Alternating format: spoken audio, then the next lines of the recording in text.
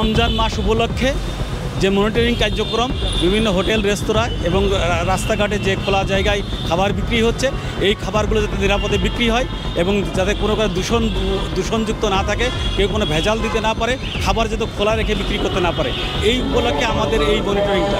আপনারা যে খবরের কাগজ, জি স্যার, খবরের কাগজ দিয়ে এটা ঢাকা যাবে না। জি স্যার, খবরের কাগজ র্যাপিং পেপার। এই মনিটরিং কার্যক্রমে আমরা যে অভিযান পরিচালনা করছি, আমার সাথে ডিডি শাহানুর সহ আমার যে টিম আছে, এই টিমগুলো বিভিন্ন জায়গায় আমরা হোটেল রেস্তোরাঁতে ঢুকছি এবং হোটেল রেস্তোরাঁতে যেখানেই যে কোনো অবস্থা আমরা পেয়েছি, যেগুলো যাদের মাস্ক নাই তাদের মাস্ক পরিধান করেছি, আমরা সতর্ক করেছি।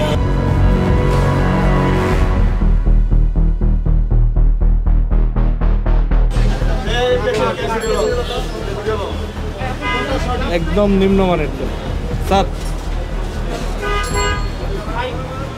তেলের অবস্থা একদম নিম্নমানের। এটা দীর্ঘ অনেকক্ষণ ধরে ভাজা বড়া হচ্ছে এটা দিয়ে।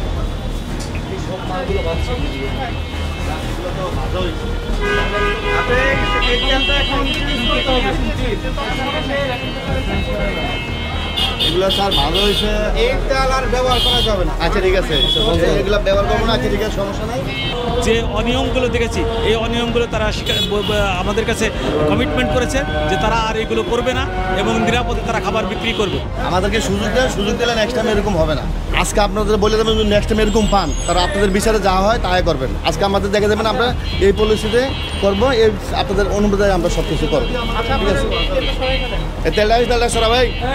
আমরা জনগণের স্বার্থে জনগণকে ভালো এবং সুস্থ রাখার জন্যই এই কার্যক্রমগুলো পরিচালনা করে আসছি।